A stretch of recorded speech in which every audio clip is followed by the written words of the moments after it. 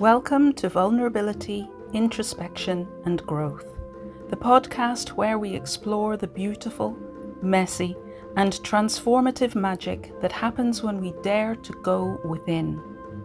I'm your host, Robin Harris, and in each episode we'll dive into real, honest stories from people who've faced their fears, embraced their vulnerabilities and discovered unexpected growth in their personal lives, careers, or businesses.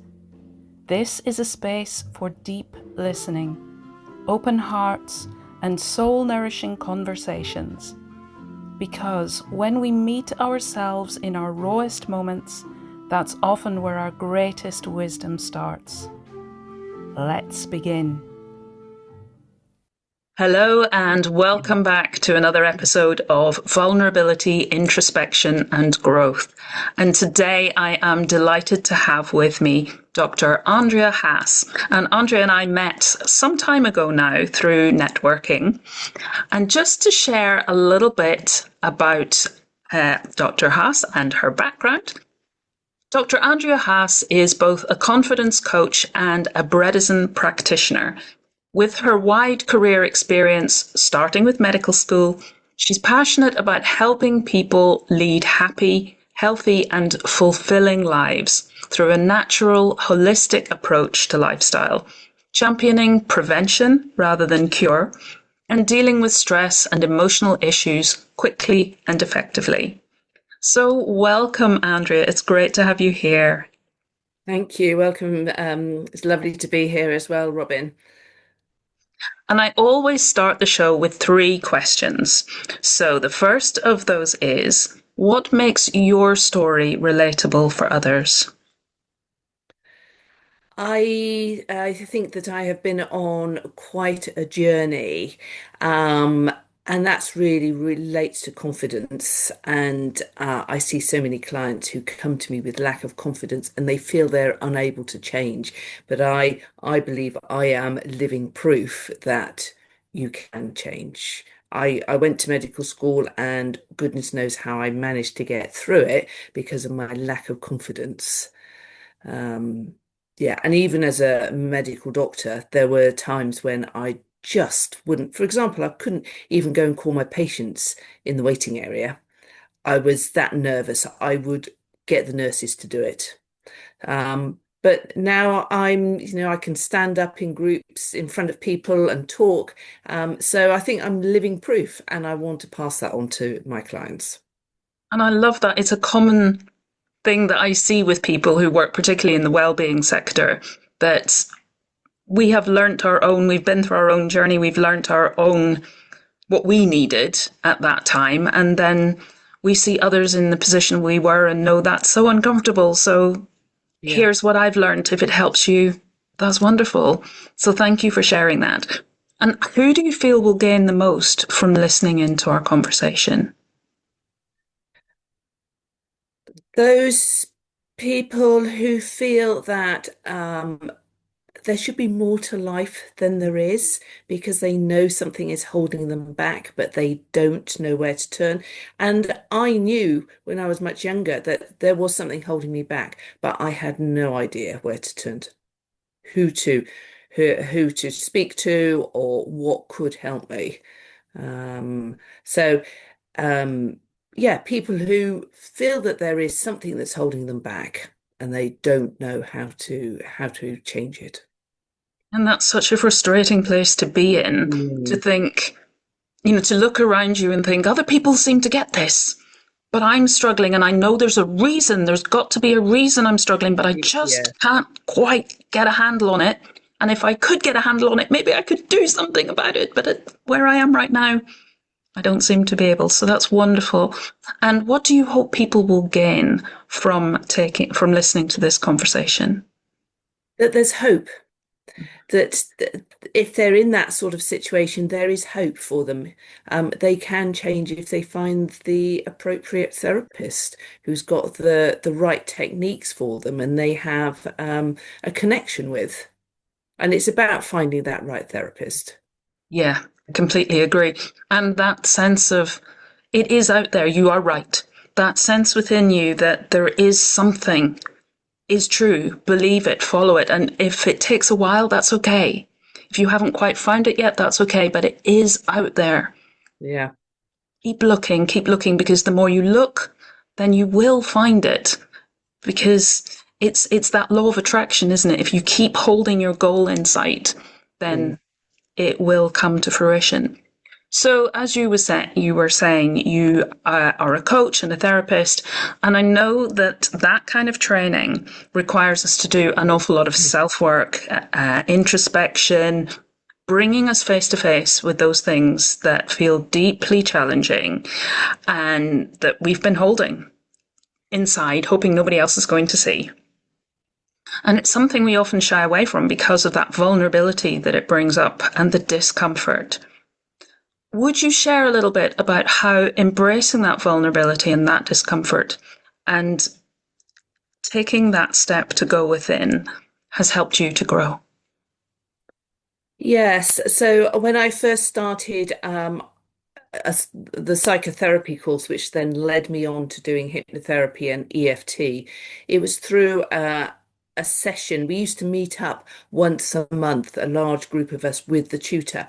I hated it because I knew I would have to present something about myself in front of this large group.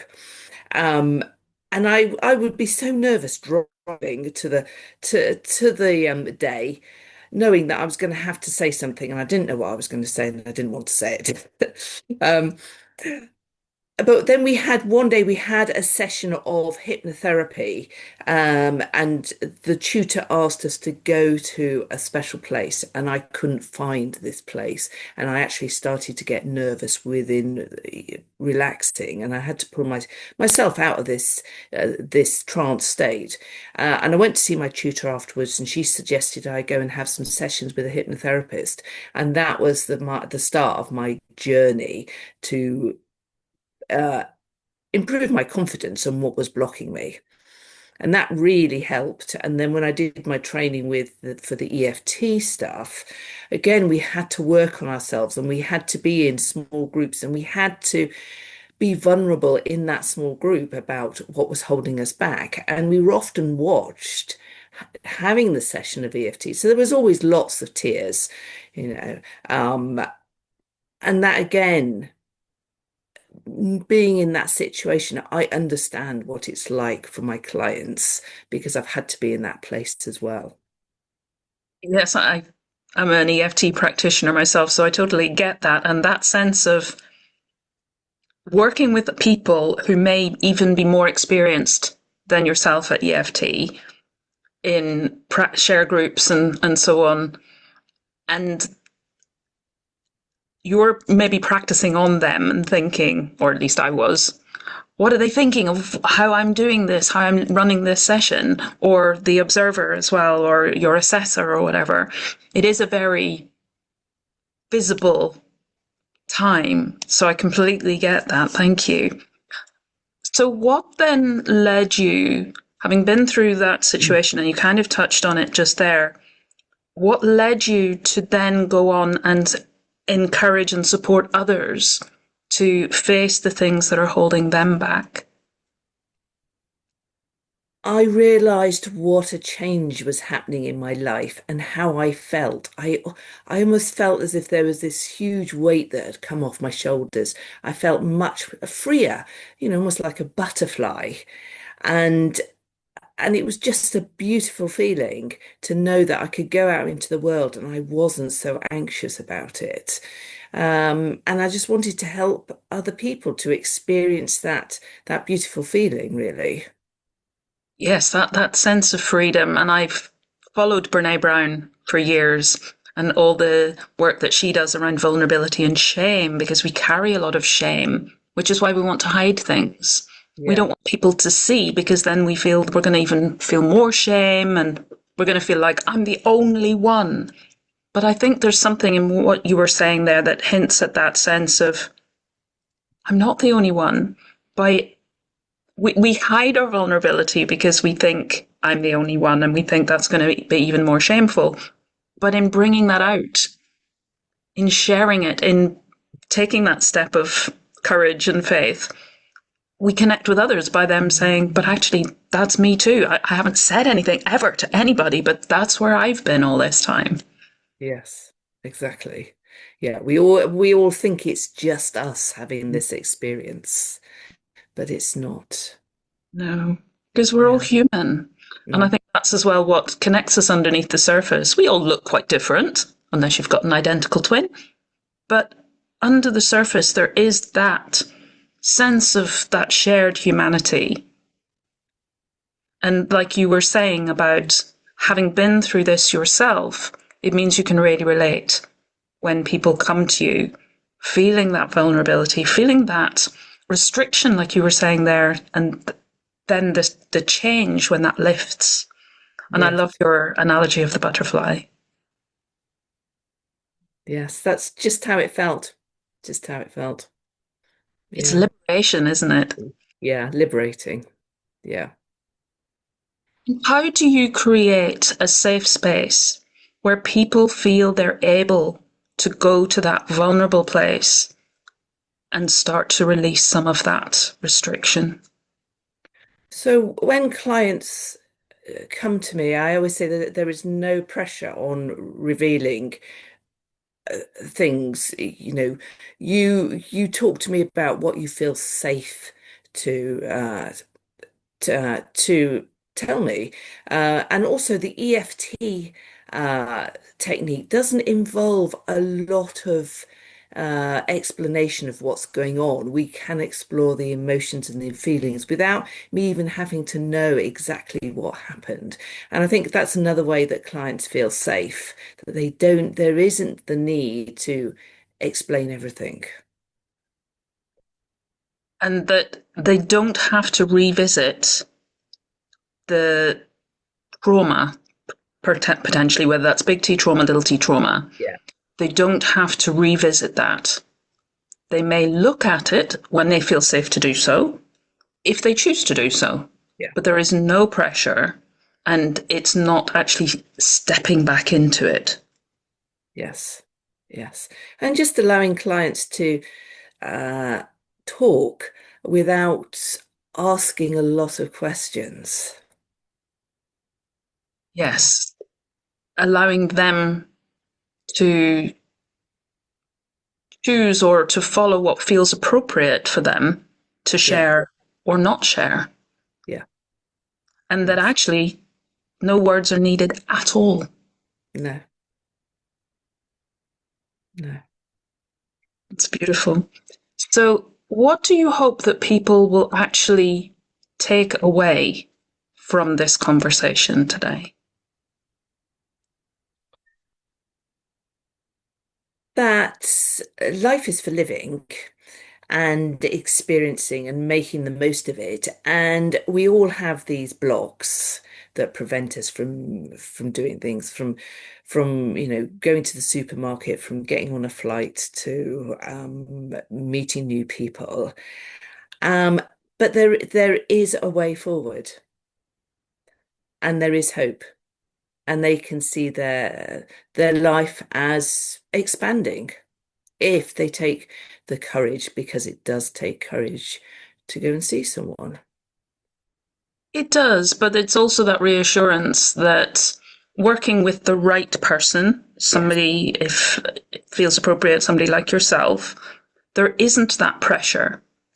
You can do a lot of this exploration and addressing of issues, maybe without saying anything at all, maybe only with saying stuff around what you're addressing. It doesn't have to be, tell me about your childhood, that old cliche. It doesn't have to be that at all.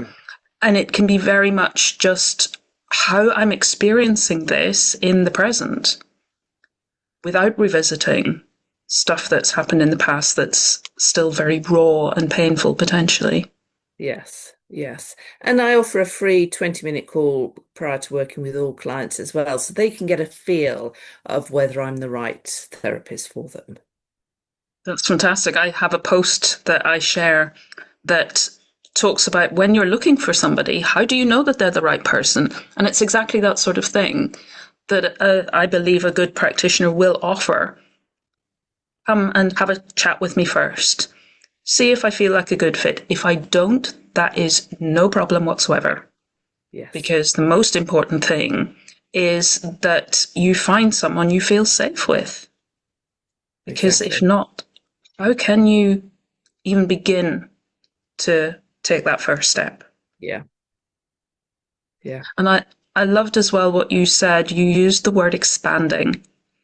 And I think it's great to remember that this freedom is that expanding. It's a verb. It's ongoing Yes. versus the opposite. Because if we're not taking that step, sadly, we don't stay still, do we?